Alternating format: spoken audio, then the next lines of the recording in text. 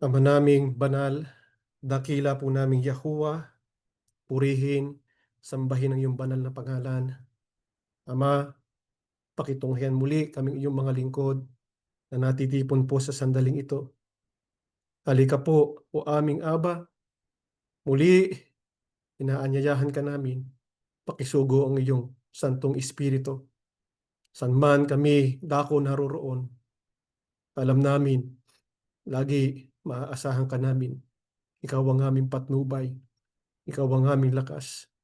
Kaya naman po, pakiusap ng bawat isa. Huwag mo sana kaming bibiguin o Aba. Bagaman alam namin, patuloy ka naming nabibigo. Hindi kami karapat-dapat sa iyo. Nahihiya kami sa iyo. Yan po ang totoo, Aba. Punong-puno kami ng mga pagkukulang at kasalanan.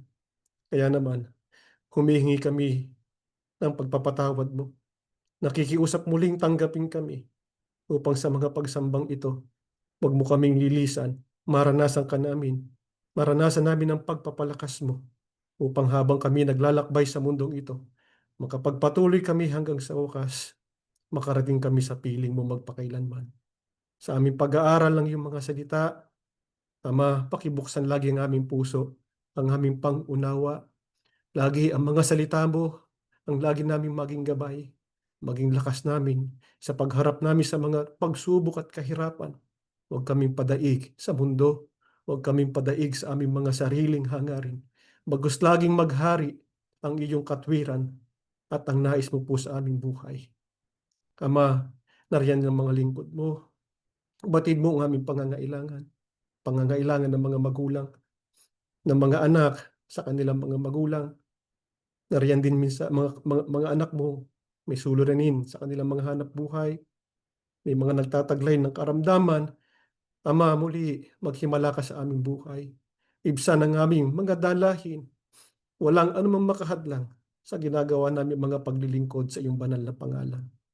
Yahusya, aming Panginoon, nananabik po kami sa araw ng iyong pagdating. Panginoon, nawa po, habang kami naghihintay sa araw na iyon, tulungan mo kami makapaghandang mabuti. Tulungan kaming mamuhay ng kagaya mo. Taglayin namin ang mga katangiang kailangan upang kami mahandang karapat-dapat sumalubong sa iyo. Kami mapa sa iyo at sa Ama magpakailanman.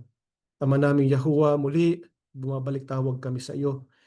Muli pakibasbasan ang sinimpang handog ng iyong mga lingkod. Pakibasbasan ang mga kabuhayan, dumali ang mga pagpapala. Patuloy kaming makapaglingkod, mamuhay ng ayon sa iyong kalooban. Inihiling na po namin muli ang lahat sa pangalan po ng Panginoong Yahusya. Amen.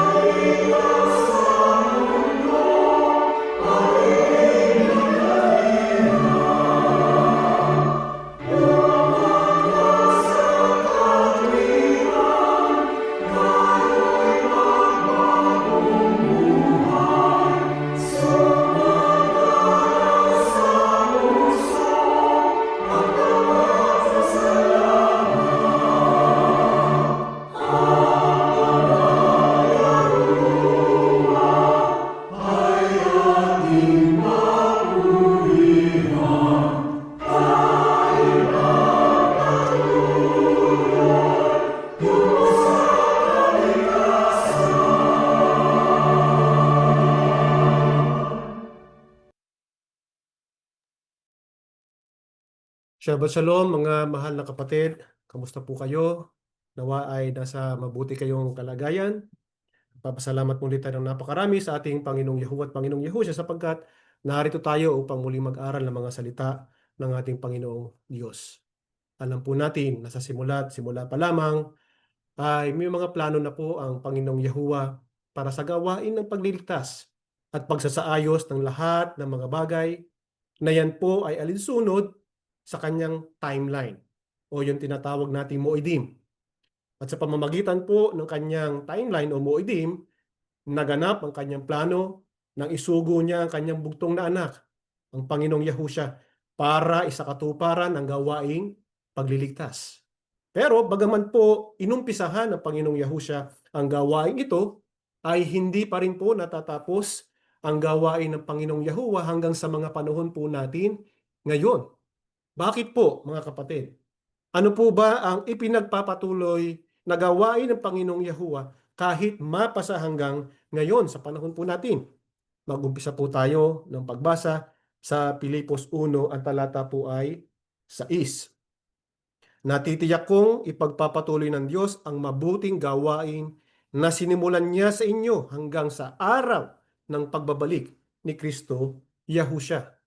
Ano daw po, mga kapatid, ang ipinagpapatuloy na gawain ng Panginoong Yahuwah kahit maging hanggang sa panahon natin ngayon? Ito po, yung pong mabuting gawain na sinimulan po niya sa bawat isa po sa atin. Ano po ba itong mabuting gawain na sinimulan niya po sa bawat isa sa atin? Ito po yung pagtawag niya sa atin para tayo ay mapabilang sa katawan ng kanyang bugtong na anak, ang Panginoong Yahusya. Hanggang kailan daw po tayo? O hanggang kailan daw po matatapos yung gawain ng Panginoong Yahuwah? Kung sabi po sa atin ng Biblia na ating binasa, sa araw ng pagbabalik ni Kristo Yahusya. Sa makatwid, nakatitiyak po tayo na hanggang sa ngayon ay magpapatuloy pa rin po ang gawain ng Diyos sa atin sa pamamagitan po ng Panginoong Yahusya. Bukod po sa pagtawag sa atin, ano pa po ang gawain ng Panginoong Yahuwah sa bawat isa po sa atin? Dito pa rin po sa Pilipos. Sa 2, mga talatang 12 hanggang 13, ganito ang ating mababasa. Kaya nga, mga minamahal ko, kung paano ang inyong laging pagsunod na hindi lamang sa harapan ko, kundi pagkus pa ngayong ako'y wala, ay lubusin ninyo ang gawain ng inyong sariling pagkaligtas na may takot at panginginig, sapagkat Diyos ang gumagawa sa inyo maging sa pagnanasa at sa paggawa ayon sa kanyang mabuting kalooban. Ano daw po, bukod sa pagtawag sa atin, ano pa yung gawain ng Diyos sa bawat isa sa atin? Siya po yung kumikilos para po magkaroon tayo ng pagnanasa na gumawa ng mga bagay na kalugod-lugod sa Kanya o ayon sa Kanyang kalooban. Ano lamang po ang ibig sabihin niyan? Ano lamang po ang ipinakikitang katangian diyan ng ating Panginoong Yahuwah, mga kapatid? Na ang Panginoong Diyos po, hindi niya po nais lamang na basta lang tayo maligtas. Ang nais po niya ay mahubog din yung ating pagkatao o yung karakter po ng bawat isa sa atin. Nais po niya na tayo maging makadiyos, na lagi pong sumusunod sa kanyang kautusan. Na sabi nga sa atin ng Biblia, ang sabi may takot at panginginig. So ibig sabihin lamang po, dapat seryoso tayo sa bagay na yan, sapagkat yan po ang inaasahan sa atin ng Panginoong Yahuwah. At tatandaan natin, mga kapatid, na habang tayo ay naghihintay sa pagdating ng Panginoong Yahusya at hindi pa natatapos ang gawain, magpapatuloy tayo sa pagpapaunlad ng ating buhay espiritual at pagpapalago, pagpapatibay ng ating karakter o nating pagkatao. Paano ba natin mahuhubog yung ating karakter o yung ating pagkatao? Kapag po tayo ay gumawa na kasama ang ating Panginoong Yahuwah. Paano po ba yun? Hindi po ba binigyan niya tayo ng pagnanasa at lakas? Kaya gamitin po natin yung lakas na yun, mga kapatid, para mahubog natin yung ating karakter o yung pagkatao po natin. Bakit po ba napakahalaga? O bakit kinakailangan nating mahubog yung karakter o yung pagkatao po natin? Sapagkat yan po ay para maging katulad tayo ng ating Panginoong Yahusya. Yan po dapat ang maging goal natin sa buhay. Sa lahat ng aspeto po ng ating buhay. Ano po ba itong lakas na tinutukoy natin? Nabuhat po sa Panginoong Yahuwah na nakapagbibigay sa atin ng pagnanasa na magawa ang kalooban niya at maging kagaya tayo ng Panginoong Yahusya. Basahin naman natin ang nakasulat po sa Galatia 5, 16 hanggang 17. Sinasabi ko sa inyo, mamuhay kayo ayon sa Espiritu at hindi ninyo pagbibigyan ang mga pagnanasa ng laman, sapagkat ang mga pagnanasa ng laman ay laban sa kagustuhan ng Espiritu, at ang kagustuhan ng Espiritu ay laban sa mga pagnanasa ng laman. Magkalaban ang dalawang ito, kaya napipigilan kayo sa paggawa ng nais ninyong gawin. Ano po yung lakas na ating binabanggit kanina, na ito po yung ipinagkaloob sa atin Panginoong Yahuwah. Ito po yung Espiritu Santo. Ano daw po ang nagagawa ng Espiritu Santo sa buhay natin? Nilalabanan niya po yung pagnanasa ng ating laman. Dahil nga po itong katawan na meron tayo ngayon, ay may dalawang bagay na naglalaban dyan, ang Espiritu at ang laman. Kaya nga kung minsan, tayo ay nakagagawa pa rin ng kasalanan. Dahil nga po sa pagnanasa ng ating laman. Pero wag naman po sana natin pangatwiranan minsan yung ating mga kasalanan. Meron kasi ibang tao na kapag, halimbawa, napupuna sila sa kanilang mga kasalanan, ang sinasabi, yung mga apostol nga mga makasalanan di ba? Si Moises nga, mga mamamatay tao Hindi po dapat ganun, mga kapatid. Alam po natin, lahat naman tayo mga kasalanan. Pero wag nating pangatwiranan. Wag nating gamitin halimbawa yung pagkukulang ng iba. Dapat maging gabay natin yung mga pagkukulang ng ibang, maging gabay natin yung mga pagkukulang ng iba para hindi po natin magaya. Alam na po ng Panginoong Yahuwah yung kahinaan natin. At dahil nga po may mga plano at gawain siya sa bawat isa sa atin, ipinagkalooban niya tayo ng Espiritu para masunod natin yung kalooban niya at magawa natin makapamuhay ng kagaya ng ating Panginoong Yahushua. Kaya napakahalaga na dapat po lagi tayong umayon sa gawain ng Espiritu po sa ating buhay. Tanong, paano yun? Paano natin masasabi na tayo po ay umaayon sa gawain ng Espiritu? Dito pa rin po sa Galatia 5. Ibaba lang natin ang basa sa 22 hanggang 23. Subalit ang bunga ng Espiritu ay pag-ibig, kagalakan, kapayapaan, pagtitiyaga, kabaitan, kabutihan, katapatan, kahinahunan, at pagpipigil sa sarili. Walang batas laban sa mga ganito.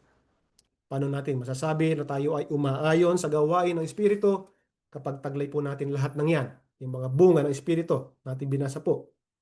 Kapag tayo po, at kung mapapansin po natin, itong bunga na ating nabasa rito, hindi po ito plural form, kundi ito po ay singular.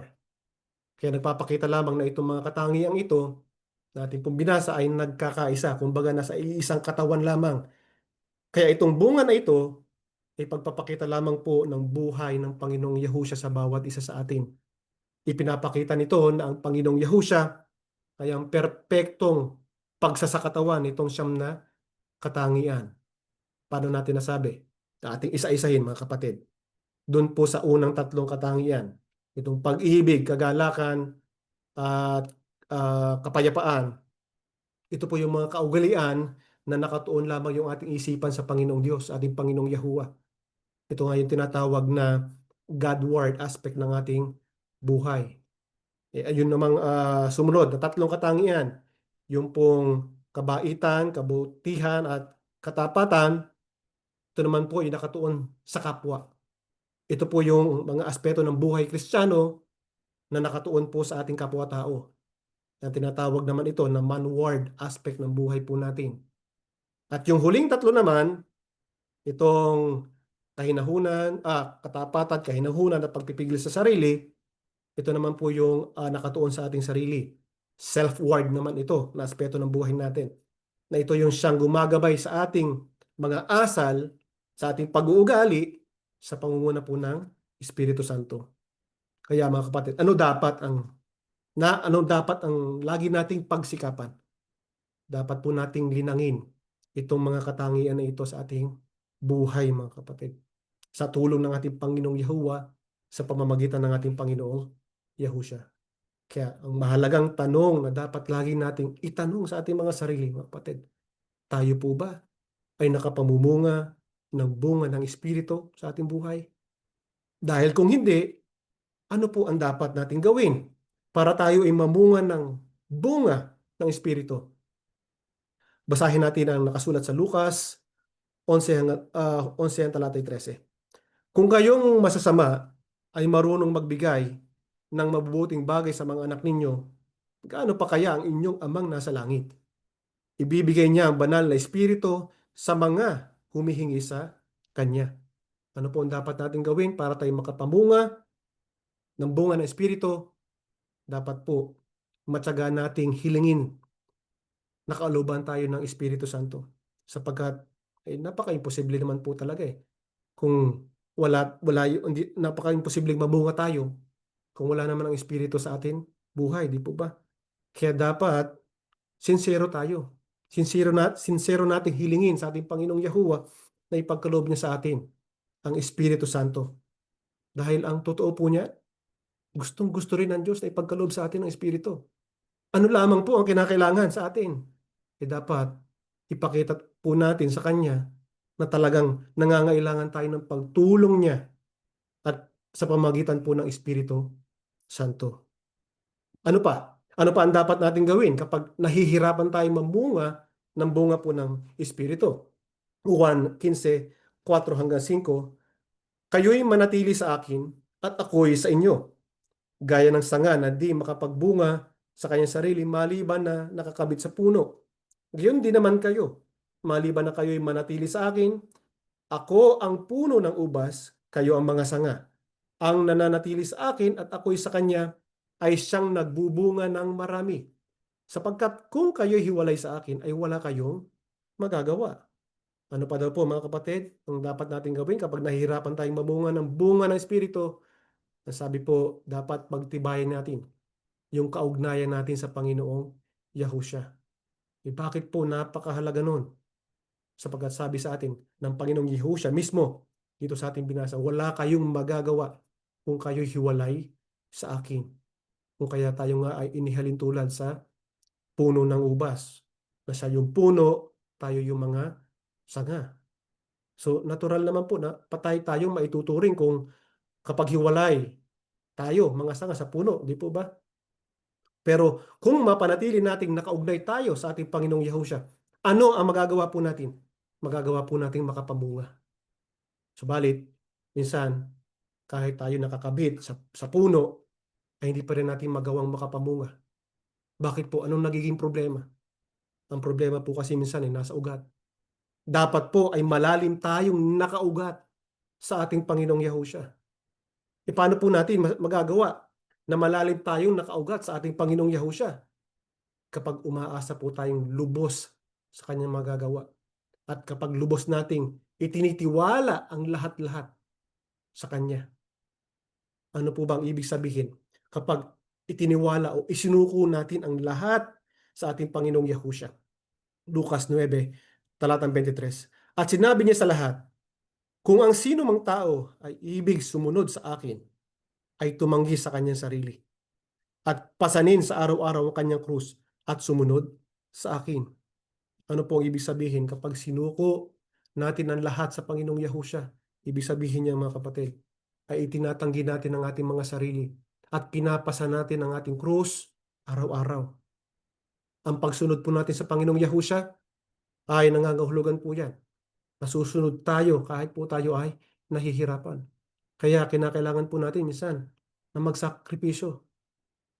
Ang tanong, paano po natin masusunod ang Panginoong Yahushua sa panahon po natin ngayon? Dapat po ay sinusunod natin yung kanyang mga halimbawa. Saan ba natin makikita yung mga halimbawa ng Panginoong Yahushua?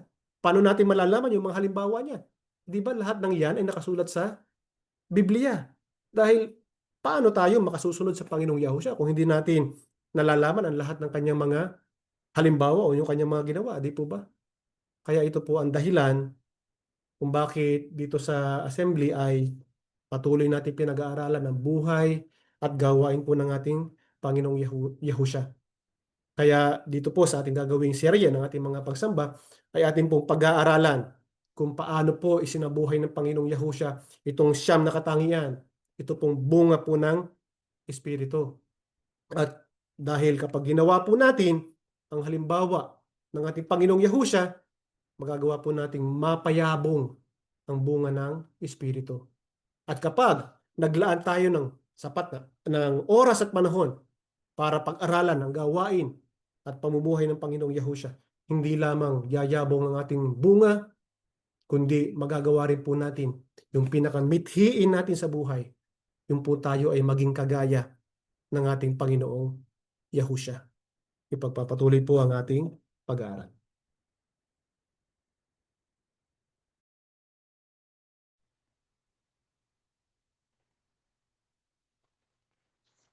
Shabbat Shalom mga mahal na kapatid. Sana po nasaan mang panig kayong daigdig ay taos-puso po kayong sumasama sa ating pag-aaral na ang ating pinag-aaralan po ngayon ay ang mga bunga ng Espiritu. So, sa unang bahagi po ng ating pag-aaral, natutunan po natin na ang Diyos ay may gawain sa atin, na ito po ay nagpapatuloy hanggang sa pagbabalik ng ating Panginoong Yahushua. Na ang nais pong gawin ng ating Panginoong Yahuwah ay ipakisama tayo sa ating Panginoong Yahushua upang tayo'y maging katulad niya sa pag-iisip, sa pagsasalita at sa paggawa. Sapagkat hindi lang nais niya na tayo'y maligtas, kundi tayo ay maging katulad ng kanyang bugtong na anak sa paggawa ng mabuti, sa pagiging banal at makadiyos. Kaya po, yan ang ginagawa natin at tayo po ay masusubukan natin kung tayo ay nakasusunod na, kung nagbubunga tayo ng bunga ng Espiritu. Atin pong natutunan, yung pong siyam na bunga ng Espiritu na iyon po ay parang iisa, nagkakaisa, bali isa lang. Ano-ano po yung bunga ng Espiritu na ating napag-aralan? Yun po ay pag-ibig. Ano pa po? Kagalakan, kapayapaan, kabaitan, kabutihan, katapatan, kahinahunan, at pagpipigil sa sarili. Kaya yun po ang dapat nating matutuhan at matututunan po natin yung kung sumusunod tayo sa ating Panginoong Yahushua. At makakasunod tayo kung pag-aaralan natin ang buhay ng ating Panginoong Yahushua upang magaya natin kung ano ang kanyang ginawa nung nabubuhay siya dito sa lupa, kung ano kanyang ginawa nung siya ay nangangaral. Kaya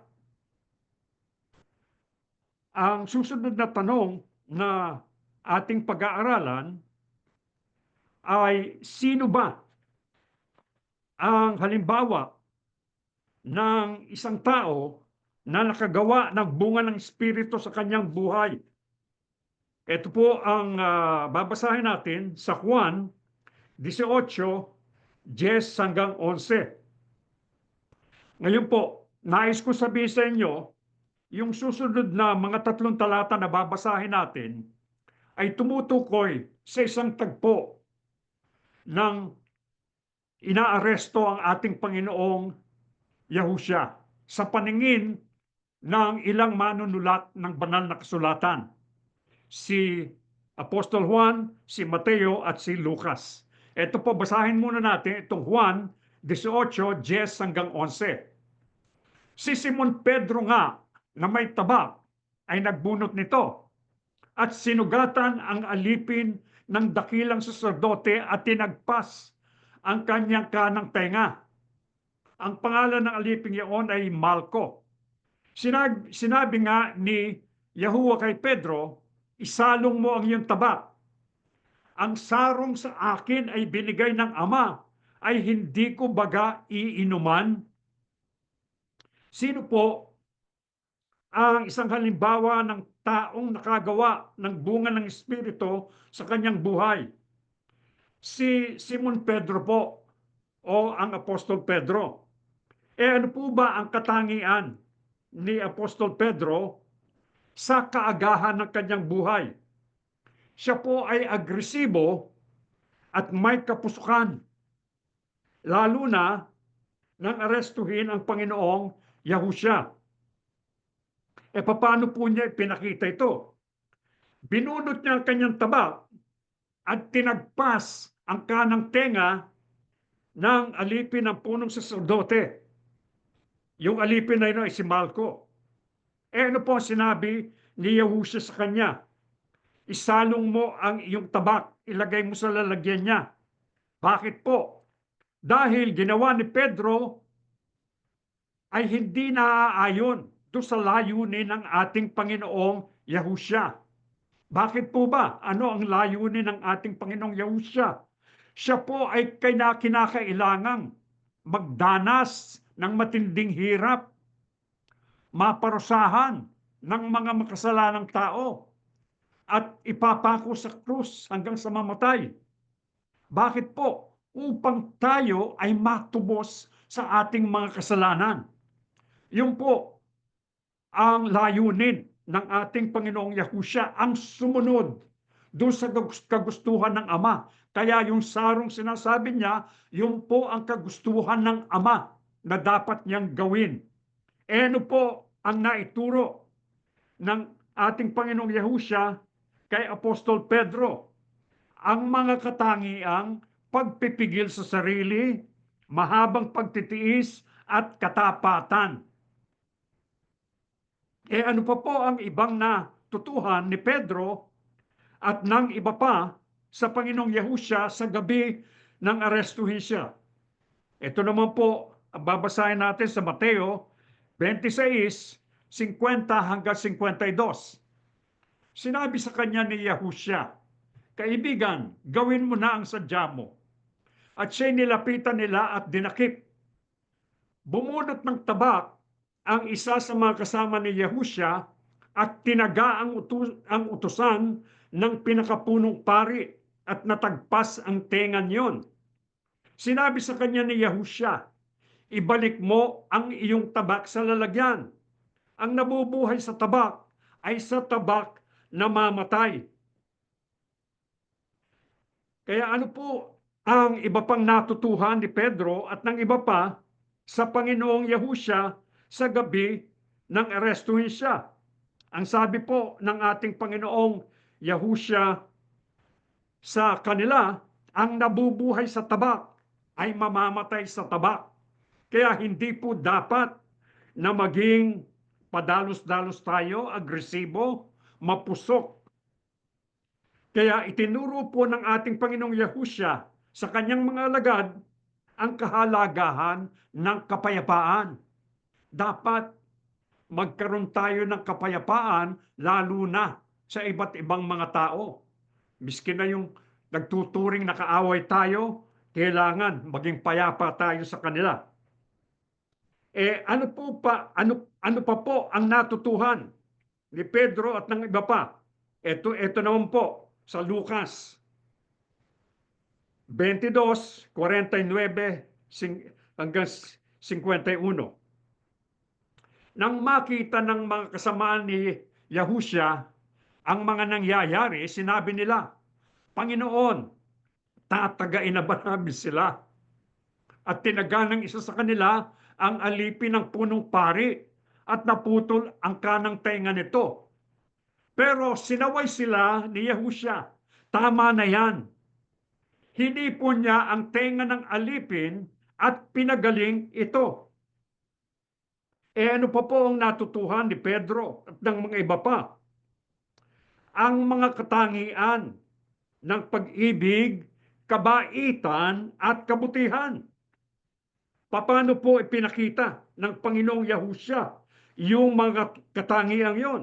Sinaway niya ang kanyang mga alagad. At ito po ang ginawa niya. Kinuha niya yung tenga at ibinalik doon kay Malco. Idinikit at gumaling yung tenga.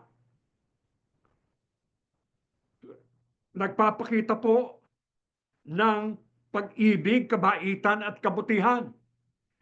Alam nyo, dito po sa tagpong ito, dapat po yung mga kasamahan nung punong saserdote at maging yung punong saserdote nang makita nilang napagaling ng Panginoong Yahusha si Malco, ay dapat naisip na nila, Hindi pangkaraniwang tao ito. Ito ang anak ng Diyos, gaya ng pagpapakilala ng ating Panginoong Yahushua sa kanila na siya'y anak ng Diyos. Ngunit hindi ganun ang ginawa nila. Ngayon po, ano po ang natutuhan ni Apostol Pedro? Kaya makalipas ang maraming taon, pagkatapos na mangyari ang pag-aresto, pagkakanulo, kamatayan, at muling pagkabuhay ng ating Panginoong Yahushua, ano po ang naisulat niya? Ito po ang sagot sa 1 Pedro 2:19 hanggang 21. Sapagkat ito'y kalugod-lugod, kung dahil sa budhing ukol sa Diyos ay magtiis ang sino man ng mga kanubayan na magbata ng di matwid. Sapagkat anong kapurihan nga kung kayo'y nangagkakasala at kayo'y tinatampal ay inyong tanggapin na may pagtitiis. Ngunit kung kayo'y gumagawa ng mabuti at kayo'y nagbabata ay inyong tatanggapin na may pagtitiis, ito'y kalugod-lugod sa Diyos. Sapagkat sa ganitong bagay kayo'y tinawag, sapagkat si Kristo man ay nagbata dahil sa inyo, na kayo'y iniwanan ng halimbawa upang kayo'y mangagsisunod sa mga hakbang niya. Ano po ang naisulat ni Apostol Pedro makalipas ang maraming taon pagkatapos na mangyari ang pagkakanulo, kamatayan at muling pagkabuhay ng ating Panginoong Yahushua? Ang sabi niya, ang ating Panginoong Yahushua ang dapat nating maging halimbawa at dapat tayong sumunod sa kanyang mga hakbang o sa kanyang mga yapak. Ang pagsunod po sa mga yapak ng Panginoong Yahushua ang ibig sabihin ng pananatili at pagtahan sa Kanya. Kung sinasabi natin na nanatili tayo at tumatahan sa Panginoong Yahushua, ano pong dapat natin gawin? Sinusunod natin yung Kanyang magagandang halimbawang iniwan sa atin. Ngayon po, kung tayo'y halimbawa nagdurusa tayo dahil do sa mga kasalanan ginawa natin, maaaring nagkasala tayo sa ibang tao, yun po ay paparusahan tayo, ngunit hindi po tayo tatanggap ika nga ng pagpapala sa ating Yahuwah Aba. Pero kung tayo'y gumagawa ng mabuti at tayo'y pinag-uusig ng mga tao at nagtitiis tayo, tayo'y magiging kalugod-lugod sa Diyos. Ang ating Panginoong Yahushua Kristo, nagtiis po ba siya ng matinding hirap sa kamay ng mga makasalanan at mga tampalasang tao? Opo, alam natin kung ano ang nakasulat sa banal na kasulatan. Ano po ang nangyari pagkatapos siyang arestuhin? Siya'y pinahirapan. Ano pong ginawa sa kanya? Pinutungan ng koronang tinik. Alam niyo ba yung tinik? Mga 2 hanggang 3 pulgada po ang haba. Kaya pagsaklum po sa ulo, tumimo sa ulo, maraming sugat na iniwanan sa ulo ng ating Panginoong Yahushua. Ito pong paghihirap ng Panginoong Yahushua nakatala sa banal na kasulatan. Ngunit, sa panahon po natin ngayon, marami ang interesado doon po sa tinatawag na Shroud of Turin. Na yun po ay yung linen, yung tela na ibinalot sa katawan ng ating Panginoong Yahushua nung siya'y mamatay. Ito po ay mga 14 na talampakan ng haba at mga mahigit na 3 talampakan ang luwag. Ito po ay ibinalot sa kanya. Inihiga siya, pagkatapos tiniklop yung tela upang makuberan siya ng husto. Kaya yung pong Shroud of Turin makikita po doon yung imahe ng isang tao na pinahirapan. Kaya yung koronang tinik, nakita po, may mga dugo sa ulo. Alam nyo ba, itong Shroud of Turin, kung titingnan ninyo, hindi masyadong malinaw yung imahe na nakalagay doon. Pero ang nakapagtataka, nung kuna ng larawan, yung unang kinunan ng larawan ito, nung 1898, lumabas yung pong negative ng pictures na kinuha ay positive image. Kitang-kita yung itsura ng tao na namatay. Pinagbalutan noong tinatawag na Shroud of Turin. Kaya may dugo po ang kanyang ulo. Ano pa po? Siya po ay nilatigo. Yung latigong ginamit, tatlo yun, bawat isa merong tingga na ang hugis ay parang dumbbell na maliit. Inihahampas yun. Paghampas, pagdapo sa katawan, ano pong nangyayari? Bumabaon sa kalamnan. Sumusugat.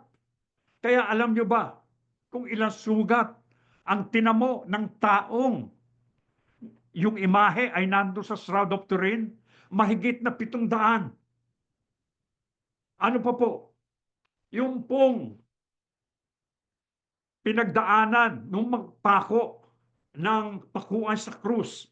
Ang pako po doon sa kamay, hindi po dito sa palad, kundi doon sa may pulso. Sapagkat kailangan daw po yung para masuportahan yung katawan at upang lalong maghirap. Sapagkat may mga nerve endings po dito sa malapit sa pulso. Kaya yan po ang dinanas ng ating Panginoong Yahusya. Pinahirapan siya ng husto. Ngunit makikita natin yung sinasabi sa banal na kasulatan, tamang-tama doon po sa imahe na na-record doon sa Shroud of Turin. Kaya po wala tayong doubt na totoong naghirap ang ating Panginoong Yahusya upang tayo'y matubos sa ating mga kasalanan. Kaya ano pong sabi? Magsisunod tayo sa kanyang mga yapa, kaya tayo dapat sumunod. Alam natin, maaring maging mahirap ang pagsunod, pero susunod pa rin tayo. Kaya upang tayo'y makatahan at manatili sa ating Panginoong Yahusya, susunod tayo at magsisipagbunga tayo ng bunga ng Espiritu. Ano po ang dapat nating paghandaan kung nais nating sundan ang mga yapak ng ating Panginoong Yahusya? Ito po ang sagot sa Lucas 22:61 hanggang 62. At lumingon ang Panginoon at tinitigan si Pedro. At naalala ni Pedro ang salita ng Panginoon kung paanong sinabi niya sa kanya, bago tumilaok ang manok ngayon, ay kakaila mo akong makaitlog. At siya'y lumabas at nanangis ng kapait-paitan. Alam niyo po, bago arestuhin ang ating Panginoong Yahusya, binabalaan na niya ang kanyang mga alagad. Ang sabi niya, aarestuhin ako. At ang sabi niya, kayo magsisikalat, iiwanan ninyo ako. Pero ito si Apostol Pedro, ang sabi niya, aba hindi po, hindi Panginoon, susundan kita. Sukdo lang mamatay man ako, kasama ka. Ngunit ano po ang sabi ng Panginoong Yahusya sa kanya? Bago tumilaok ang manok, ikakaila mo ako ng makatatlong beses. Kaya, magkakaroon po ba ng pagkakataon na tayo ay mabibigo at mapagtatunggumpayan ng ating mga kahinaan?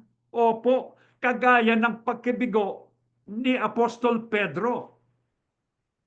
Kaya, nang lapitan si Apostol Pedro, nung maaresto na yung Panginoong Yahusya, Si Apostol Pedro po, medyo dumistansya na sa kanya. Medyo lumayo na siya. Pagkatapos, merong isang batang babae na lumapit sa kanya. Ang sabi sa kanya, eto, kasama ito ni Yahusha. Aba, hindi ko kilala yung taong yan.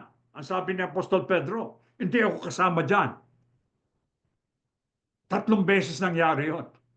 Meron pa lumapit tuloy isang bata, pagkatapos lumapit ang iba pang mga tao at sinabi niya siya, oh, kasama ka ni Yahusha. Ngunit sinabi niya, hindi ako yan. Nung pangatlo, tumilaok yung manok. Pag tilaok ng manok, ano pong nangyari kay Apostol Pedro? Naalala niya ang sinabi ng Panginoong Yahusha. At lumingon pa ang Panginoon at tinitigan siya. Kaya, nung maalala niya ito, ano po ang ginawa niya? Nanangis siya ng buong kapaitan. Naalala niya na nabigo pala niya ang ating Panginoong Yahusha. Ang proseso po ng paglago, pagtubo o paglaki ng ating espiritual na pagkatao ay mahirap. Bakit po mahirap? Sapagkat tiyak makakasagupa po tayo ng mga kabiguan, mga sagabal. Gaya nga ng ating napag-aralan, yung ating laman, yung likas na makasalanang laman natin, nakikipaglaban doon sa espiritu. Kung minsan, tayo medyo lumilihis patungo doon sa laman. Kaya, ang dapat po natin gawin ay pagyamanin natin yung ating spiritual na pagkatao upang yun ang magtagumpay para tayo ay makapagpatuloy sa ating pagsunod sa ating Panginoong Yahusha. Ano po ang dapat nating tandaan? Kung tayo po ay mahulog, matumba tayo at mabigo natin ang ating Panginoong Yahusha. Ito po ang tandaan natin, nakasulat sa Lucas 22:31 hanggang 32. Simon, Simon, si Apostol Pedro po ito, makinig ka, hiniling ni Satanas na subukin kayo tulad sa ginagawa ng magsasaka na inihihiwalay ang ipa sa mga trigo. Subalit, idinalangin kita upang huwag manghina ang iyong pananampalataya. At kapag nagbalik loob ka na, patatagin mo ang iyong mga kapatid. Ano po ang dapat nating tandaan kung tayo ay mahulog, matumba, o mabigo natin ang ating Panginoong Yahusha? Tandaan po natin na tayo ay ipinananalangin ng ating Panginoong Yahusha gaya ng pananalangin niya kay Apostol Pedro. Pero meron po ako isang tanong sa inyo, mga mahal na kapatid. Ano po ang kailangan upang maipanalangin tayo ng ating Panginoong Yahusha? Ano ang sagot ninyo? Kailangan po ay kilala niya tayo. Ibig sabihin, alam niya yung pangalan natin. Kaya kailangan po meron tayong personal relationship. Meron tayong covenant relationship sa ating Panginoong Yahusha. Paano ka magkakaroon ng personal o covenant relationship? Hindi naman ang Panginoong Yahusha ang sinasamba at pinaglilingkuran mo, kundi ang iyong religious leader. Mas sinusunod mo pa ang itinuturing ninyo na sinugo kaysa sa ating Panginoong Yahusha. Nakikipagkaisa ka sa inyong executive minister pero hindi sa ating Panginoong Yahusya. Kaya anong sasabihin niya?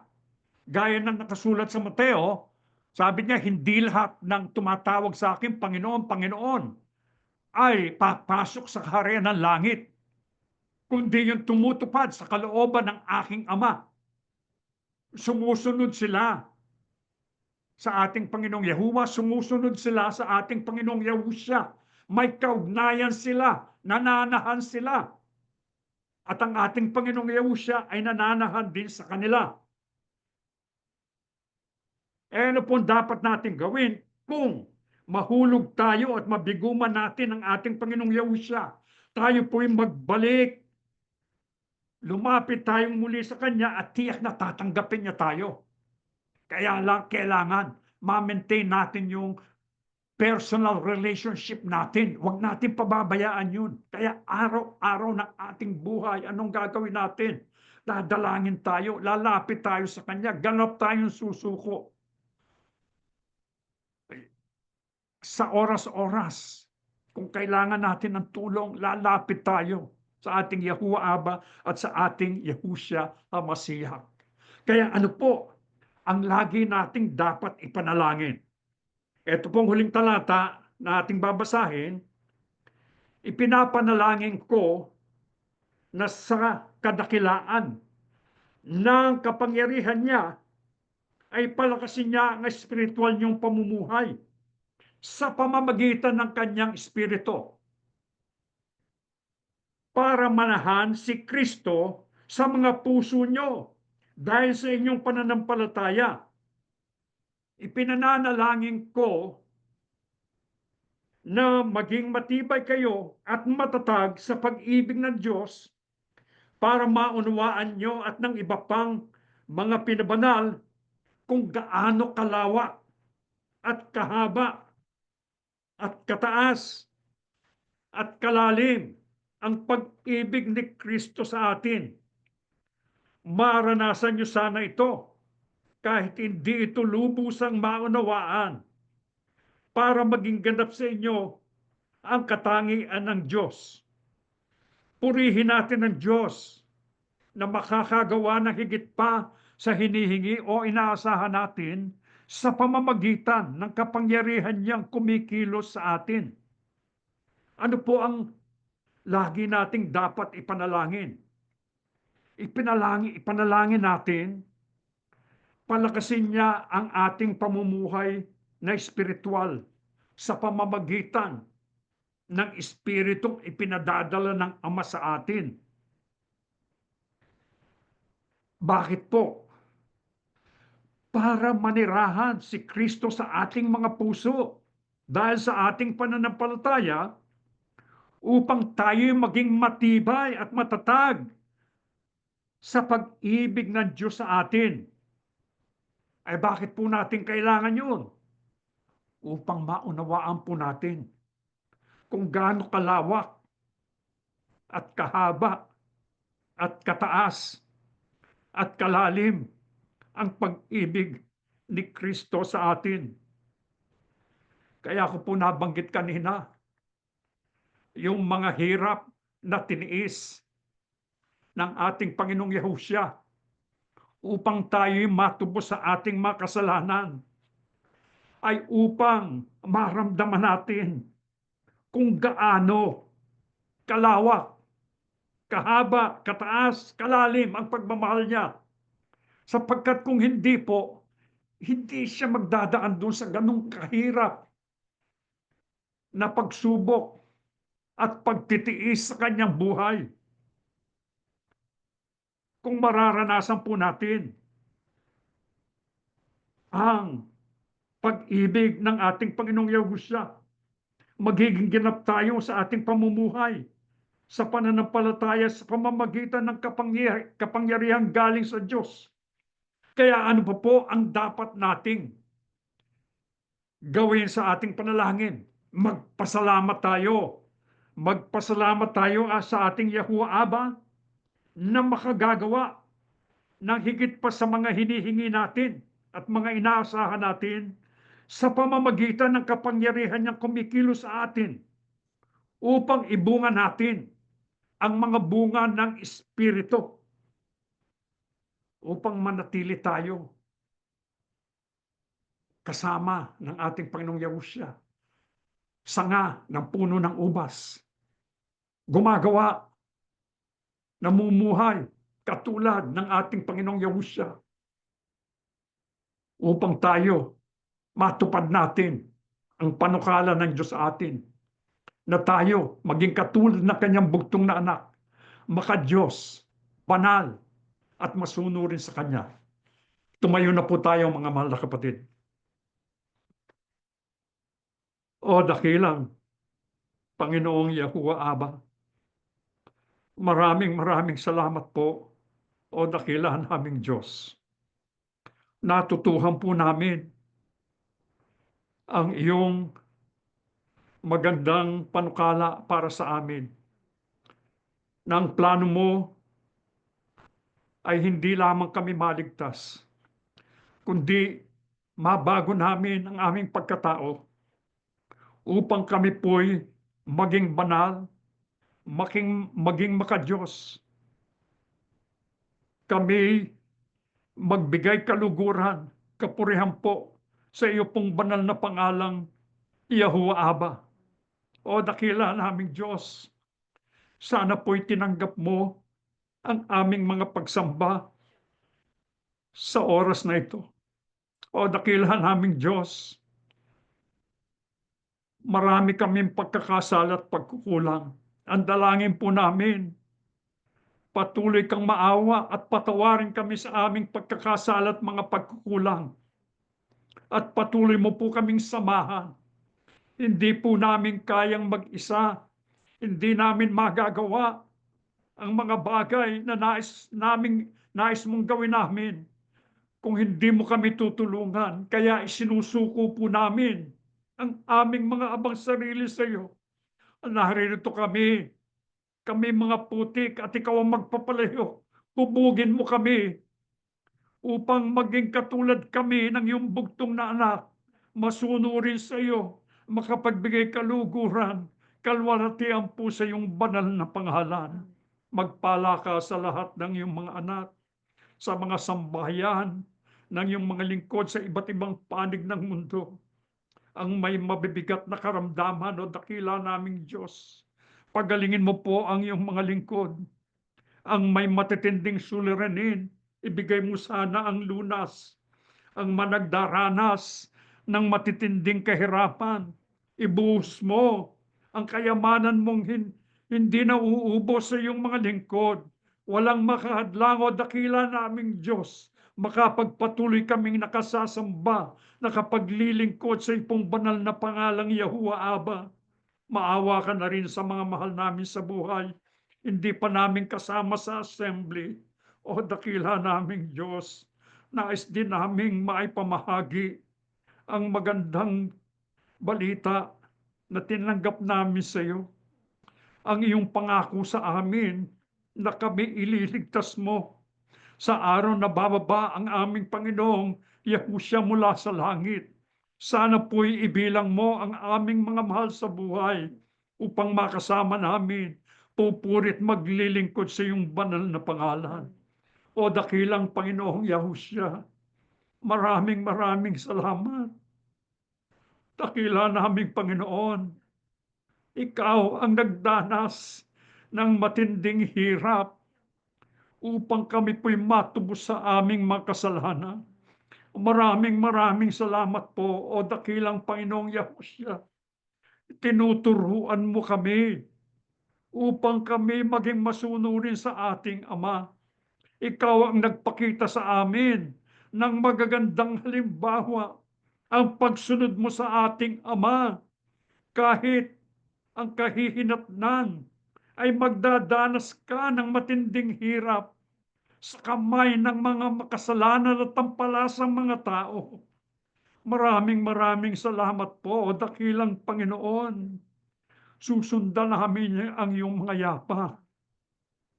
Kahit na mahirap, o dakilang Panginoon, susunod kami sa iyo. Lagi mo sanang isugo ang Santong Espiritu upang gabayan kami habang kami naglalakbay sa magulo at mapanganib na sanlibutan ito. Itulot mong maipako namin ang aming mga paningin sa iyo, o dakilang Panginoong Yahusya, upang sa araw na bababa ka na mula sa langit, kaming lahat maging handang salubungin ka sa iyong papawid, upang makasama mo at ng ating Ama habang buhay. O dakila po naming Yahuwah Aba, sumasampalataya po kami, narinig mo ang aming mga karaingan, ang aming mga pagpapasalamat. Ang lahat po'y magalang naming ipinakikiusa sa pangalan po ng aming Panginoong Yahushua Masiyak, dakila po naming tagapagligtas. Amen.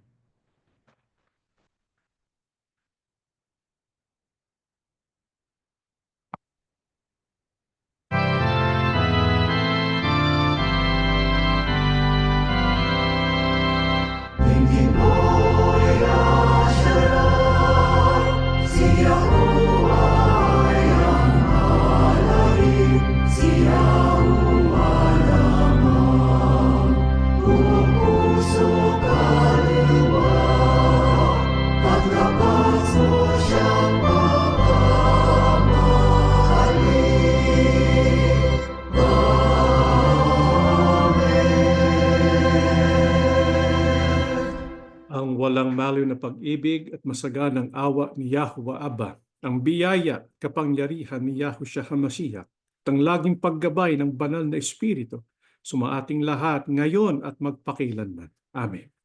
Mga kapatid, konting paalala lang po, huwag natin kalimutan yung ating reading assignment. Ito po ay 1 Samuel, tsaka 2 Samuel. At naisin po namin ipaalala sa inyong lahat na yung ating pong Feast of Weeks, ito pong susunod na ating kapistahan na ating pong observe ay Pentecost Feast of Weeks. Ito po ay June 7, 2025. Kaya medyo malapit na rin po. It's in about 1 month. Ito po ay in person in the state of Washington. Ito po ay north of California. Sa mga gusto pong sumali o kaya sumama sa in-person na gathering na ito, pakisabi po sa amin para maibigay po namin yung eksaktong address para sa inyong lahat. Ito po ay 3 p.m. Pacific Standard Time at ito rin ay i-broadcast sa pamamagitan po ng Facebook Live tsaka ng YouTube. Natatapos na po ang ating pagsamba. May Yahuwah Abba and Yahushua HaMashiach bless all of us.